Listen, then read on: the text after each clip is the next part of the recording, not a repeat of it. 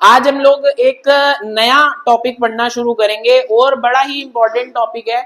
और मैं तुम लोगों को एक बात बताना चाहूंगा, प्लीज अब सब लोग जरा यहाँ पे ध्यान देंगे। मैं तुम लोगों को एक बात बताना चाहूंगा कि तुमने ये जो आज हम टॉपिक स्टार्ट करेंगे जो कि है टीनसीज, कौन सा है? टीनसीज। ये तुमने जगह जगह पढ़ा होगा, मैं तुम्हें सीयूईटी लेवल का करवाऊंगा। ये तुमने जगह जगह पढ़ा होगा जरूर, 6th में, 7th में, 8th में, ट्यूशन में, स्कूल में। तो मेरी सबसे पहली रिक्वेस्ट तो तुम सबसे ये है कि जो भी तुमने ऑलरेडी पढ़ा हुआ है प्लीज उसे भूल जाओ, प्लीज उसे भूल जाओ। बात समझ में आ रही है? ठीक है, क्योंकि आज जो हम टेंस पढ़ेंगे वो थोड़ा सा अलग होगा, थोड़ा सा हटके होगा। हम एक बेसिक ब्रॉड इंट्रोडक्शन लेंगे कि टेंसेस इन इटसेल्फ है क्या। बात समझ में आ रही है? आज तक तुमने टेंस पढ़ा तो होगा, सीधा सिंपल, पास्ट इंडेफिनिट, ये वो आएंगे, धीरे धीरे उस पे आएंगे, पर पहले समझ तो ले कि टेंस इन इटसेल्फ है क्या, ये बीमारी है क्या। बात समझ में आ रही है? तो सबसे पहली चीज जब भी हम लोग टेंस पढ़ने की बात करते हैं, जब भी हम लोग टेंस पढ़ने की बात करते हैं तो तुमने एक शब्द सुना होगा, तुमने एक शब्द सुना होगा जो कि है टाइम। क्या है? टाइम। और दूसरी तरफ हमारे पास एक शब्द है जो कि क्या है? टेंस। तो सबसे पहला सवाल मैं तुम सबसे ये पूछना चाहूंगा कि टाइम और टेंस, क्या ये दोनों चीजें अलग अलग हैं या सेम हैं? और अलग अलग हैं तो क्या अलग है? अगर तुम्हारे में से कोई भी कुछ बकवास करना चाहता है तो कर सकता है, बोलो। कोई कुछ बताओ। रोनी जी कुछ कहना चाहोगे? टाइम क्या है, टेंस क्या है? नहीं, कुछ नहीं कहना चाहोगे, क्यों? और कोई कुछ कहना चाहेगा? सबसे पहला डिफरेंस तो इन दोनों के बीच में मैं तुम्हें बताऊं कि इनकी स्पेलिंग अलग है। इसके अलावा किसी के मन में कोई बात है? या फिर ऐसा भी हो सकता है कि एक ही चीज है, टाइम ही टेंस है, टेंस ही टाइम है, ऐसे अलग अलग बोलते हैं। बोलो रिद्धि जी, कुछ नहीं बोलना चाहते? कुछ अरे बोलो। नहीं, सेम ही है। ठीक है, देखो, सेम है या नहीं है उसके बारे में हम बात करेंगे, पर सबसे पहले एक बात को समझेंगे। टाइम को हम लोग क्या कहते हैं? समय। और टेंस को हम लोग क्या कहते हैं? काल। बात समझ में आ रही है? पर सिर्फ नाम जानने से कुछ होगा नहीं। अच्छा, मैं थोड़ी सी तुमसे मैथ्स की बातचीत करना चाहूंगा, थोड़ी सी तुमसे मैथ्स की बातचीत करना चाहूंगा। एक ऐसी लाइन जिसका स्टार्टिंग पॉइंट तो है पर एंडिंग पॉइंट नहीं है, इसको रिद्धि क्या कहते हैं? इसको कहते हैं रे। क्या कहते हैं इसको? रे। एक ऐसी लाइन जिसका स्टार्टिंग पॉइंट तो है पर जिसका एंडिंग पॉइंट नहीं है, इसको क्या कहते हैं? रे। जानते हो इतना? ठीक है, अब मेरी बात को जरा ध्यान से समझेंगे। यहां पर मैं एक लाइन मार रहा हूं। क्या कर रहा हूं मैं?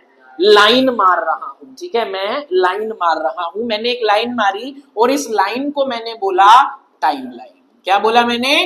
Time line. और ये जो टाइम है ना, ये जो समय है, कभी ना कभी जब ये धरती बनी होगी, कभी ना कभी जब ये धरती बनी होगी तो टाइम चलना स्टार्ट हुआ होगा। टाइम चलना स्टार्ट हुआ होगा, तब से चले ही जा रहा है, चले ही जा रहा है, चले ही जा रहा है, एक नदी की तरह बहता ही जा रहा है, रुक नहीं रहा, रुक नहीं रहा। बात समझ में आ रही है? अब ये जो टाइमलाइन है ना, इसको हमने 3 कैटेगरीज में अपनी सहूलियत के लिए बांट दिया है। इसको हमने 3 कैटेगरीज में अपनी इजीनेस के लिए बांट दिया है। ऐसे सारे एक्शंस जो कि ऑलरेडी हो चुके हैं उनको हम क्या बोल देते हैं? पास्ट। क्या बोल देते हैं? पास्ट। ठीक है, जैसे सपोज करो मैं बोलूं कि 1947 में, क्या बोला मैंने? 1947 में इंडिया इंडिपेंडेंट हुआ था, आजाद हुआ था। तो ये क्या है? एक ऐसा इवेंट है विच हैज बीन एक्सपीरियंस्ड, जो कि इस दुनिया के द्वारा कैसा है? एक्सपीरियंस्ड। ऑलरेडी वो चीज हो चुकी है। कल मैं 11 बजे सोकर उठा था। हाँ, उठा था। बात समझ में आ रही है? एक ऐसी चीज जो कि इस दुनिया में ऑलरेडी हो चुकी है। फिर उसके बाद हम कुछ ऐसे एक्शंस की बात करते हैं जो कि कौन सी कैटेगरी में आती हैं? प्रेजेंट। प्रेजेंट का मतलब क्या है? जैसे हम लोग अभी क्लास में टेंसेस समझने की कोशिश कर रहे हैं, ये सत्य है, इसको कोई झुठला नहीं सकता, ये सच में अभी हो रहा है। तो प्रेजेंट के लिए हम ऐसे एक्शंस लिख सकते हैं विच आर बीइंग एक्सपीरियंस्ड, यानी कि विच वी आर एक्सपीरियंसिंग, जो कि दुनिया अभी एक्सपीरियंस कर रही है। बात समझ में आ रही है? जैसे इसमें अगर मैं बोलूं राइट नाउ, सपोज करो मैं बोलूं राइट नाउ, ठीक है। अब एक और हमारे पास कैटेगरी होती है टाइम की, जिसको हम क्या कहते हैं?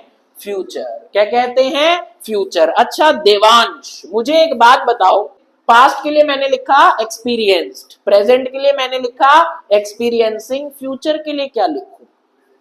Will experience. और कोई? देखो इधर अगर हम इस हिसाब से देखें तो होना चाहिए विल एक्सपीरियंस ऐसी चीजें जो कि अभी हम एक्सपीरियंस करेंगे, पर ये बिल्कुल गलत है, ये बिल्कुल गलत है। फ्यूचर के लिए हम लोग लिखेंगे कि फ्यूचर सिर्फ और सिर्फ क्या है?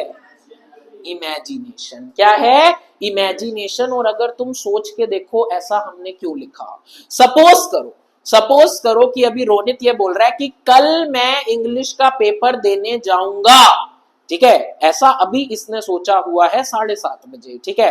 पर हो सकता है जब ये सुबह उठे तो दिल्ली पूरी डूब चुकी हो, ठीक है, पूरे एकदम से सारा चीजें हो गई, तो क्या ये पेपर देने जा पाएगा? नहीं जा पाएगा। वो सिर्फ क्या रह गई? एक इमेजिनेशन रह गई, ठीक है। या फिर सपोज करो, एक मैं एग्जांपल से तुम्हारे को इस बात को समझाने की कोशिश करता हूं, जपिश जरा ध्यान से समझना। देखो सपोज करो कि जो अपना जपिश है, इसने अपनी गर्लफ्रेंड को, रिंकी को पहले ही बोल रखा है कि 7 से 8 मेरी इंग्लिश की क्लास है, 8 बजे तू सुभाष पार्क में हाथी वाले झूले के नीचे इंतजार करियो, मैं आइसक्रीम लेके आऊंगा और हम दोनों साथ में एक ही आइसक्रीम चाटेंगे। बात समझ में आ रही है? हम दोनों साथ में आइसक्रीम चाटेंगे। अब हुआ क्या, 8 बजे क्लास खत्म हुई, जैसे ही क्लास खत्म हुई ये पार्क की तरफ जा रहा था और वहां पे बाई चांस इसकी मम्मी तभी सब्जी खरीद रही थी, ठीक है। तो इसकी मम्मी ने कहा चल बे अभी पहले गिर गुर के घर चल, ठीक है। तो क्या इसने जो डिसाइड किया था, जो इसने अपना फ्यूचर प्लान बनाया था, वो फुलफिल हुआ? नहीं हुआ। बात समझ में आ रही है? वो सिर्फ क्या रह गया? इमेजिनेशन रह गया। अब जरा हम इसी सिनेरियो को अंशवी एक और तरीके से समझते हैं। अब जरा हम इसी सिनेरियो को एक और तरीके से समझते हैं। मान लो जपिश ने प्लान बनाया 7 से 8 इंग्लिश की ट्यूशन है, 8 बजे रिंकी के साथ जाके आइसक्रीम चाटूंगा, ये इसका प्लान है, ठीक है। 8 बजे ट्यूशन खत्म हुई, इसने आइसक्रीम खरीदी मेट्रो की, ठीक है, इसने आइसक्रीम खरीदी और वहां पे जाके ये जब वहां पहुंचा, वो बिल्कुल हाथी वाले झूले के नीचे ही बैठी थी, इन्होंने रैपड़ फाड़ा और दोनों आइसक्रीम चाट रहे हैं, दोनों उसी समय। अब जो इसका फ्यूचर प्लान था वो सक्सेसफुल हुआ या फेलियर हुआ? सक्सेसफुल हुआ। पर अंशवी मुझे एक बात बताओ, जिस मोमेंट पे जपिश अपनी गर्लफ्रेंड के साथ आइसक्रीम चाट रहा है, क्या वो उसका फ्यूचर है? नहीं, वो उसका क्या है?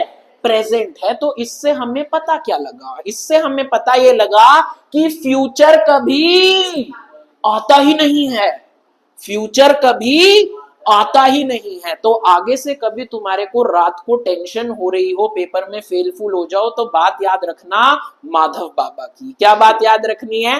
कि जैसे फेल फूल हो गए, नंबर कम आ गए, कि यार अब तो पापा ई रिक्शा डलवा देंगे, पिंकी भी छोड़ देगी, तो टेंशन लेने की जरूरत नहीं है। क्या? क्योंकि फ्यूचर तो कभी आता ही नहीं है। बात समझ में आ रही है? यहीं से हम एक बात को समझेंगे कि जो पास्ट और प्रेजेंट है, क्या है? जो पास्ट और प्रेजेंट है, इनको हम कंसीडर करते हैं ट्रू टाइम। क्या कंसीडर करते हैं? True time. वेयर एज जो फ्यूचर है, इसको हम कंसीडर करते हैं सूडो टाइम। क्या कंसीडर करते हैं? Pseudo time. सूडो तुम्हें याद है, अमीबा में तुम पढ़ते थे सूडोपोडिया। सूडोपोडिया मतलब फॉल्स फीट, यानी कि ये कैसा टाइम है? फॉल्स टाइम है, क्योंकि रियलिटी में फ्यूचर जैसा कुछ होता ही नहीं है। इवन जो हमारे फ्यूचर प्लान्स भी हम एक्सपीरियंस करते हैं, जब वो रियलिटी में हमारे पास आते हैं तो कैसे आते हैं? प्रेजेंट में। और थोड़े समय बाद वो क्या बन जाते हैं? पास्ट। समझ में आ रहा है आपको अंशवी? जिंदा हो पक्का? चलो देखेंगे। अभी तक हम लोगों ने इतनी देर से हेडिंग डाली टेंसेस, लेकिन मैं बात किस बारे में करे जा रहा हूं? टाइम के बारे में। तो तुम्हारे मन में आना चाहिए मोटे। क्या मन में आना चाहिए? मोटे। जब तूने हेडिंग डलवाई है टेंसेस, तो तब से टाइम टाइम टाइम बकवास किए जा रहा है, ठीक है। अब हम जरा समझते हैं कि टेंस क्या चीज है। अब हम जरा समझते हैं कि टेंस क्या चीज है। पर उससे पहले टाइम के बारे में हमारे को क्या बात समझ में आई। टाइम के बारे में हमें ये बात समझ में आई कि टाइम जो है वो एक रिवर की तरह है। किसकी तरह है? एक रिवर की तरह है, जो कि बहती जा रही है, बहती जा रही है, बहती जा रही है। जैसे समय चलता जा रहा है, चलता जा रहा है, जो कि कभी रुकता नहीं है, जो कि कभी रुकता नहीं है। तो क्या मैं टाइम की एक छोटी सी डेफिनेशन बना सकता हूं और क्या मैं इसे लिख सकता हूं? State of change. क्या लिखा मैंने? स्टेट ऑफ चेंज, यानी कि एक ऐसी धारा जो कि चलती जा रही है, चलती जा रही है। किसी को कोई डाउट? टाइम को क्या हम लिख सकते हैं? State of change. बात समझ में आई? ठीक है, कि जो बदलाव होता जा रहा है, होता जा रहा है। ठीक है, अब हम जरा बात करेंगे टेंस के बारे में। अब हम जरा बात करेंगे कि टेंस क्या चीज है। देखो, ये जो समय की बहती हुई धारा है, ध्यान से सुनेंगे सब लोग, ध्यान से सुनेंगे। ये जो समय की बहती हुई धारा है, जब मैं इस टाइमलाइन के ऊपर किसी एक स्पेसिफिक इवेंट को पॉइंट आउट करता हूं, किसी एक स्पेसिफिक इवेंट को पॉइंट आउट करता हूं, जैसे मैंने पॉइंट आउट किया 1947, या फिर सपोज करो मैंने पॉइंट आउट किया येस्टरडे 11 AM। ठीक है, मैंने पॉइंट आउट किया येस्टरडे 11 AM, या फिर मैंने पॉइंट आउट किया 7:30 PM, जो कि राइट नाउ है। बात समझ में आई? या फिर अगर मैं पॉइंट आउट कर रहा हूं 2050, ठीक है, जब मैं इस टाइमलाइन के ऊपर, इस समय की धारा के ऊपर किसी एक स्पेसिफिक पॉइंट को या फिर किसी एक स्पेसिफिक इवेंट को पॉइंट आउट करता हूं, क्या करता हूं? पॉइंट आउट करता हूं। तो इसी पॉइंट आउट करने को क्या कहते हैं? टेंस कहते हैं। इसी पॉइंट आउट करने को क्या कहते हैं? टेंस कहते हैं। देखो, टाइम क्या है? टाइम एक रिवर की तरह है, जो बह रही है, बह रही है, बह रही है, बह रही है। इस बहती हुई रिवर में से तुमने एक बाल्टी ली और एक पानी निकाल लिया। ये जो तुमने बाल्टी में से पानी निकाला ना, ये क्या है? टेंस है। ठीक है, जब तुमने इस बहते हुए टाइम के प्रोसेस के ऊपर, इस स्टेट ऑफ चेंज में से किसी एक स्पेसिफिक इवेंट को पॉइंट आउट किया, ठीक है, उसको पकड़ा, ठीक है, उसको पिक किया, तो उसको क्या कहते हैं? टेंस। क्या कहते हैं? टेंस। समझ में आया तुम्हें टाइम और टेंस के बीच का डिफरेंस? आगे से तो बता पाओगे। अरे बात समझ में आ रही है? ठीक है, तो टाइम के बारे में हमने बात करी थी, स्टेट ऑफ चेंज। तो यहां से हम एक छोटी सी डेफिनेशन तैयार करेंगे टेंस की। क्या मैं टेंस को लिख सकता हूं? Time of action. क्या लिखा मैंने? Time of action. वो स्पेसिफिक टाइम जब कोई एक्शन या फिर कोई इवेंट हुआ है, जिसके बारे में मैं बात कर रहा हूं। अंश भी आपको 100% सारा क्लियर हो रहा है? बात समझ में आ रही है? ठीक है, देखो क्या है, टाइम जो है वो एक डायनेमिक चीज है। कैसी चीज है? डायनेमिक मतलब अनस्टॉपिंग, जो कभी रुकती नहीं है। जब हम उस चलते हुए टाइम में से किसी एक पॉइंट को उठाते हैं, उसे हम क्या कहते हैं? टेंस। क्या कहते हैं उसे? टेंस। आपको समझ में आ रहा है रोनित यहां तक? पक्का 100%? चलो, इसी चीज को मैं तुम्हारे को थोड़ा सा मैथमेटिकली बताने की कोशिश करता हूं। इसी चीज को मैं तुम्हारे को थोड़ा सा मैथमेटिकली बताने की कोशिश करता हूं। पर उससे पहले तुम मुझे एक बात बताओ। मैं तुमसे एक क्वेश्चन पूछ रहा हूं, मैं तुमसे एक क्वेश्चन पूछ रहा हूं, तुम मुझे बताओ कि टाइम ज्यादा बड़ी चीज है या टेंस ज्यादा बड़ी चीज है? महिमा, टाइम ज्यादा बड़ी चीज है। ठीक है, हमने क्या समझा कि जब हम टाइमलाइन के ऊपर किसी पॉइंट को पॉइंट आउट करते हैं तो वो क्या होता है? टेंस होता है। तो ये बात याद रखेंगे कि टाइम ज्यादा बड़ी चीज है। अच्छा, इसी चीज को चेक करने के लिए मैं 2 सेंटेंसेस लिख रहा हूं, मुझे बताना रोनित कौन सा सही है, कौन सा गलत है, और रोनित को बताने देना। सपोज करो मैंने एक सेंटेंस लिखा कि टेंस से टाइम है। ठीक है, दूसरी तरफ मैंने लिखा टाइम से टेंस है। बताओ रोनित, कौन सा सेंटेंस सही है, कौन सा सेंटेंस गलत है? टाइम से टेंस है, क्या है ये? सही है, वेरी गुड। टाइम से टेंस है, ये सेंटेंस हमारा सही है, क्योंकि टाइम ज्यादा बड़ी चीज है। इसको जरा मैं एक और तरीके से तुम्हें समझाने की कोशिश करता हूं। जितने भी लोगों के पास यहाँ पर मैथ्स है, जितने भी लोगों के पास यहाँ पर मैथ्स है, तुमने थोड़ा बहुत सेट्स तो पढ़ ही लिया होगा, ठीक है। तो मैंने एक यूनिवर्सल सेट लिया। मैंने क्या लिया? मैंने एक यूनिवर्सल सेट लिया और मैंने उस यूनिवर्सल सेट का नाम रखा टाइम। मैंने उस यूनिवर्सल सेट का नाम रखा टाइम, ठीक है। अब इस यूनिवर्सल सेट के जो सबसेट्स हैं, क्या हैं? जो सबसेट्स हैं वो सब क्या हैं? टेंस। वो सब क्या हैं? टेंस। जैसे सपोज करो एक सबसेट मैंने बोला 1947, ठीक है। एक सबसेट मैंने बोला टुमारो 10 AM, ठीक है। एक सबसेट मैंने बोला yesterday 11 PM, ठीक है। इसी तरीके से ये सब क्या है? सबसेट हैं। तो यहां से तुम्हें कंक्लूजन क्या निकालना है? क्या? कि tense is a subset of time. अच्छा, जिन लोगों के पास मैथ्स नहीं है, मैं जरा इस चीज को और अच्छे से समझाने की कोशिश करता हूं रिद्धि। सपोज करो कि आपके पास एक बहुत बड़ा बॉक्स है, एक बहुत बड़ा बॉक्स है। उस बॉक्स में बॉल्स भरी हुई है। क्या भरी हुई है? बॉल्स भरी हुई है। जो बॉक्स है ना, ये पूरा बॉक्स क्या है? टाइम। और ये जो उसके अंदर बॉल्स भरी हुई हैं, ये सब क्या है? टेंस। सपोज करो आपने उसमें से एक बॉल निकाली, तो वो जो आपने पॉइंट आउट किया ना, वो जो आपने पॉइंट आउट किया, जो एक्सट्रैक्ट किया एक स्पेसिफिक इवेंट को, वो क्या है? टेंस। समझ में आया आपको? पक्का? अबे समझ में आ रहा है? ठीक है, चलो। तो ये बात हमारी हुई। अच्छा, मैं तुम्हारे से ना फिर से एक सवाल पूछना चाहूंगा, जिससे थोड़ा सा चेक होगा कि अभी तक तुम्हें कुछ समझ में आया भी है या नहीं आया है। देखो, मैंने जब ये टॉपिक पढ़ाना स्टार्ट किया तो मैंने क्या हेडिंग डाली? टेंसेस। तुम मुझे बताओ कि टेंसेस लिखना ज्यादा सही है या फिर टेंस लिखना ज्यादा सही है? लॉजिकली बात करना। मैं बता देता हूं, टेंसेस का मतलब है प्लूरल, प्लूरल मतलब मोर देन वन, और टेंस का मतलब है सिंगुलर। तो तुम मुझे बताओ कि ज्यादा सही हेडिंग कौन सी होगी? टेंस। टेंस होगी। क्यों?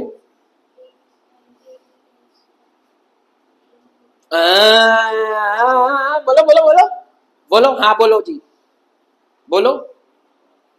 टेंसेस लिखना ज्यादा सही है या टेंस लिखना ज्यादा सही है? आप बोलो अंशवी।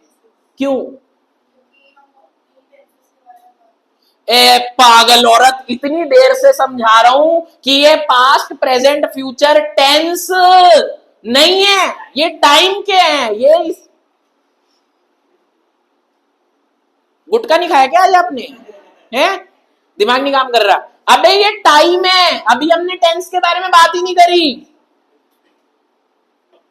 टेंस क्या है जरा सब लोग देखेंगे। सपोज करो फिर से, ये हमारी टाइमलाइन है। ये क्या है? हमारी टाइमलाइन है। जब हम इसके ऊपर किसी एक स्पेसिफिक इवेंट को पॉइंट आउट करते हैं तो वो क्या होता है? टेंस होता है। जैसे हमने एक इवेंट पॉइंट आउट किया, सपोज करो येस्टरडे 7 PM, एक किया राइट नाउ, ठीक है। एक हमने किया टुमारो 11 AM, ठीक है। अब मुझे बताओ, हम टाइमलाइन के ऊपर क्या एक से ज्यादा इवेंट को पॉइंट आउट कर सकते हैं? अबे किया तो है। अबे यार, सपोज करो मैं तुम्हें अपना डेली रूटीन बताऊं, ठीक है। कि today I woke up at 7 AM, ठीक है। Then I brushed my teeth at 7:30, ठीक है। Then I took a bath at 10 AM, ठीक है। Then I slept again till 2 PM, ठीक है। सपोज करो ऐसा कुछ था। तो मैंने 4-5 लाइनों के अंदर क्या 4-5 टेंस, 4-5 पॉइंट आउट करे, 7 AM, 7:30 AM, 8 AM। तो क्या हम एक से ज्यादा टेंस की बात कर सकते हैं? हाँ कर सकते हैं। क्या हम टाइमलाइन पे एक से ज्यादा इवेंट को पॉइंट आउट कर सकते हैं? अरे अनलिमिटेड इवेंट्स को पॉइंट आउट कर सकते हैं। बात समझ में आ रही है? तो इस वजह से ज्यादा सही क्या होगा? टेंसेस होगा। ज्यादा सही क्या होगा? टेंसेस होगा। क्यों? Because we can point out more than one events on timeline, ठीक है, क्योंकि हम एक से ज्यादा इवेंट को पॉइंट आउट कर सकते हैं। अरे समझ में आ रहा है आपको? ठीक है, चलो आगे चलेंगे। अब हम थोड़ी सी अपनी बातचीत जो है ना, अभी तक तो बस हमने थोड़ी सी कंसेप्चुअल बातें करी, अब मैं तुमसे थोड़ी सी ग्रामेटिकल बातें करूंगा, ठीक है, थोड़ी सी ग्रामेटिकल बातें करूंगा। देखो, हम ग्रामर की बात करना शुरू करेंगे एक ऐसे भाई साहब से जिनको तुम लोग ऑलरेडी जानते हो, जिनको तुम लोग ऑलरेडी अच्छे से जानते हो। कौन है ये अंकल? वर्ब। कौन है ये अंकल? वर्ब। अच्छा, क्या होता है वर्ब रोनित?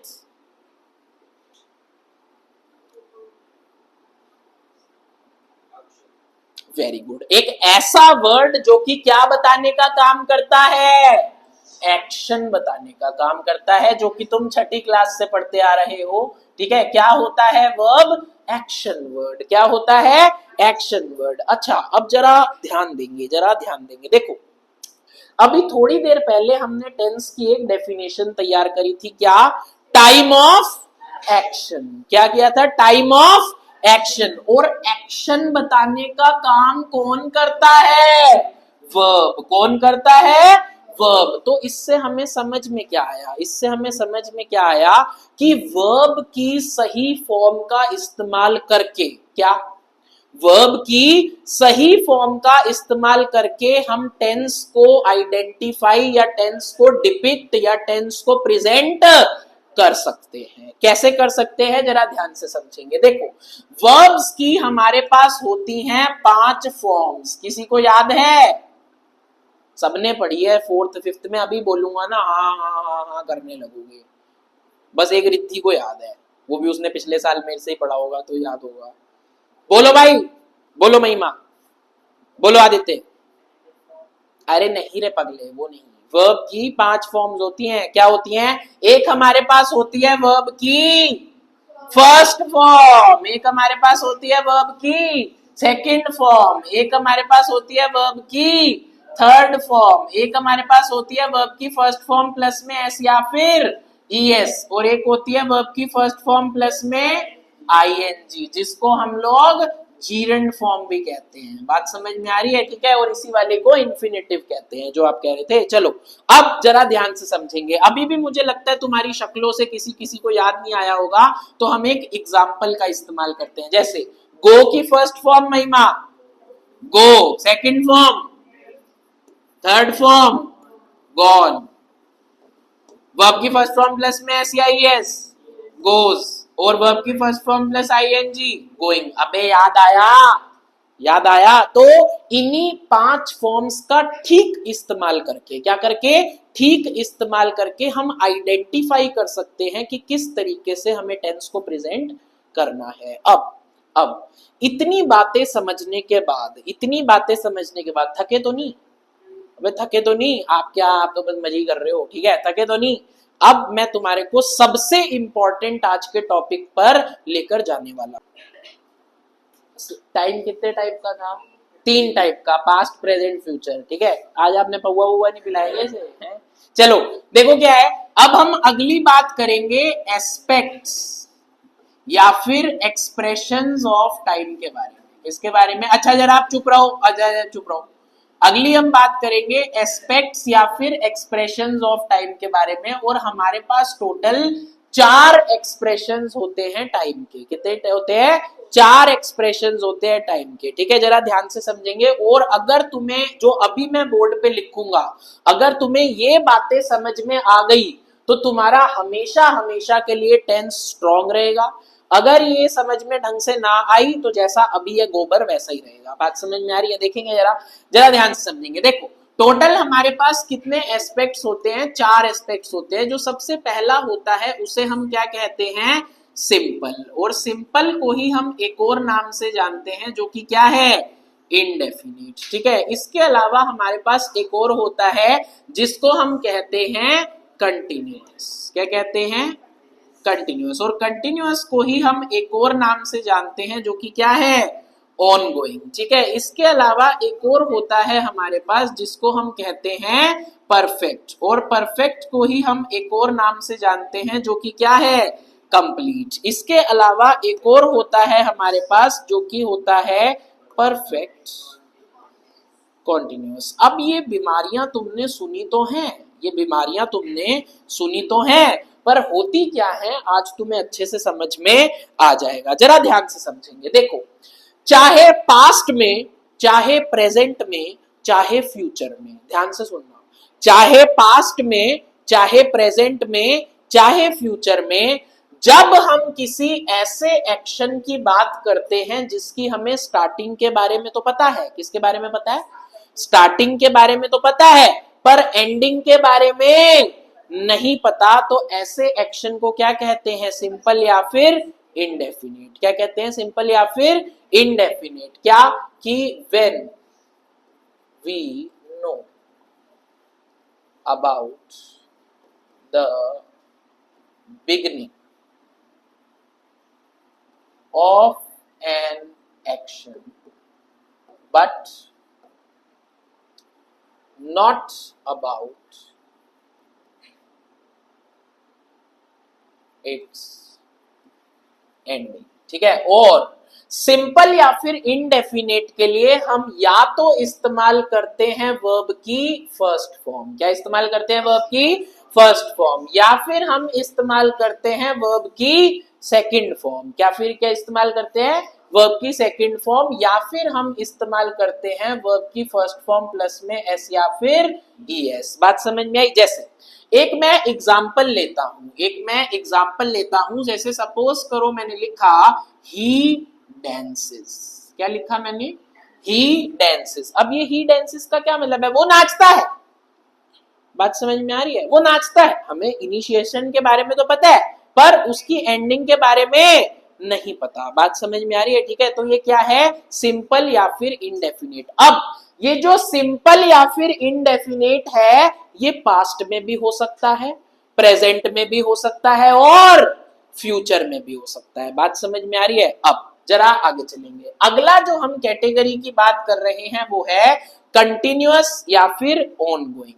जब हम किसी ऐसे एक्शन की बात करते हैं जो कि अंडर प्रोसेस है, जो कि क्या है, अंडर प्रोसेस है। ठीक है, जब हम किसी ऐसे एक्शन की बात करते हैं जो कि अंडर प्रोसेस है या फिर अभी प्रोग्रेस में है, चाहे पास्ट में, चाहे प्रेजेंट में, चाहे फ्यूचर में, तब हम उसे क्या कहते हैं, कंटिन्यूअस या फिर ऑनगोइंग। और इसके लिए हम लोग हमेशा इस्तेमाल करते हैं वर्ब की फर्स्ट फॉर्म प्लस आईएनजी। जैसे पहले मैंने लिखा था ही डांसेस, पर अब ये क्या हो जाएगा, ही इज डांसिंग। क्या हो जाएगा ये, ही इज डांसिंग। बात समझ में आ रही है। अब अगली जो हमारे समझ में आया सबको, कंटिन्यूअस या फिर ऑनगोइंग वाला। अच्छा, कंटिन्यूअस वाला भी पास्ट में भी हो सकता है, प्रेजेंट में भी हो सकता है, फ्यूचर में हो सकता है। बात समझ में आ रही है, ठीक है। जैसे he was dancing past, he is dancing present, he will be dancing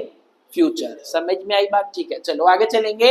अगला हम बात कर रहे हैं परफेक्ट या फिर कंप्लीट। नाम से ही पता चल रहा है हम परफेक्ट या फिर कंप्लीट एस्पेक्ट का इस्तेमाल करते हैं to talk about finished actions. जब हम ऐसे एक्शंस की बात करते हैं जो कि ऑलरेडी कंप्लीट हो चुके हैं, और इसके लिए हम हमेशा इस्तेमाल करते हैं वर्ब की थर्ड फॉर्म। तो इसमें हमारे पास हो जाएगा, जैसे पहले था ही डांसेस, ही इज डांसिंग, ये हो जाएगा ही डांस्ड। क्या हो जाएगा, ही डांस्ड। बात समझ में आ रही है, ठीक है।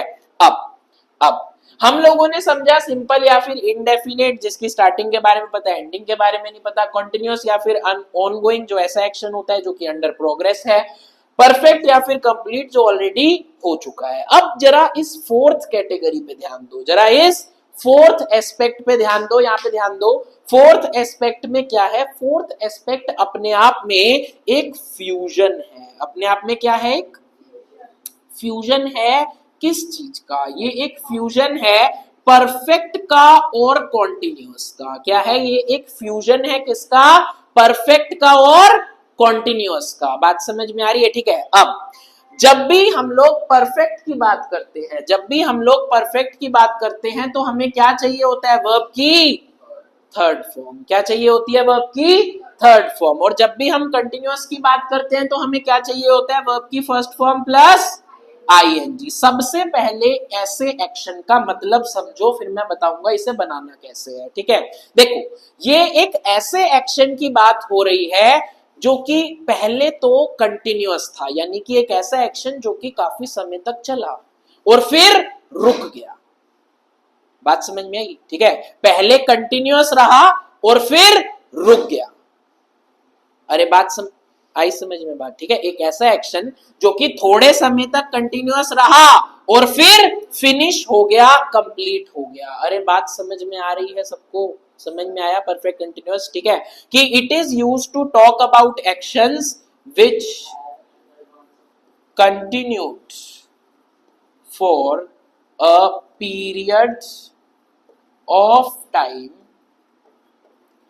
And then stopped. ठीक है, कि वो जो एक पीरियड ऑफ टाइम तक चले और उसके बाद रुक गए। बात समझ में आ रही है? ठीक है, अब परफेक्ट के लिए हमें चाहिए वर्ब की थर्ड फॉर्म। तो हम परफेक्ट कंटिन्यूअस बनाने के लिए भीख मांगने जाते हैं एक वर्ब के पास जो कि क्या है? बी। कौन सा है? बी। बात समझ में आ रही है?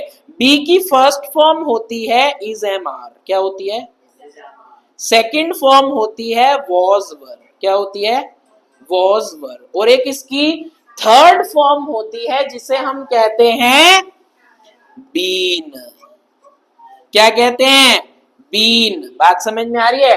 और यही बीन हम यहां पर बजा देते हैं, यही बीन हम यहां पर बजा देते हैं। बात समझ में आ रही है? ठीक है, सबसे पहले हम लोग इसमें लगाते हैं बीन, जो कि किस चीज को फुलफिल करता है? वर्ब की थर्ड फॉर्म को फुलफिल करता है। और उसके साथ हम लोग अटैच करते हैं वर्ब की फर्स्ट फॉर्म प्लस आईएनजी। तो अब जरा ध्यान से सुनेंगे। ही डांसेस क्या हुआ? सिंपल या फिर इंडेफिनिट। ही इज डांसिंग क्या है? कंटिन्यूअस या फिर ऑन गोइंग। परफेक्ट क्या था? He dance. तो अब यहां पर सेंटेंस क्या बनेगा? He has been dancing. क्या बनेगा? He has been dancing. बात समझ में आई? अब एक मिनट के लिए मेरी बात जरा और सुनेंगे, एक मिनट के लिए मेरी बात जरा और सुनेंगे। देखो मैंने क्या बताया कि जो सिंपल या फिर इनडेफिनेट टाइप का एस्पेक्ट है वो पास्ट में भी हो सकता है, प्रेजेंट में भी हो सकता है और फ्यूचर में भी हो सकता है। कंटिन्यूअस भी पास्ट में भी हो सकता है, प्रेजेंट में भी हो सकता है और फ्यूचर में भी हो सकता है। ठीक है, और परफेक्ट भी पास्ट में भी हो सकता है, प्रेजेंट में भी और फ्यूचर में भी हो सकता है। ठीक है, तो इसी तरीके से जरा एक बात को समझेंगे। टोटल हमारे पास कितने टाइप ऑफ टाइम है अंशवी? कितने? तीन। कितने हैं? तीन। कौन कौन सा? पास्ट, प्रेजेंट और फुटूरे। कितना? पास्ट, प्रेजेंट और फुटूरे। अगर हम इसके 4 एस्पेक्ट से मल्टीप्लाई करें, कितने एस्पेक्ट्स हैं हमारे पास? 4। कौन कौन से? Simple, continuous,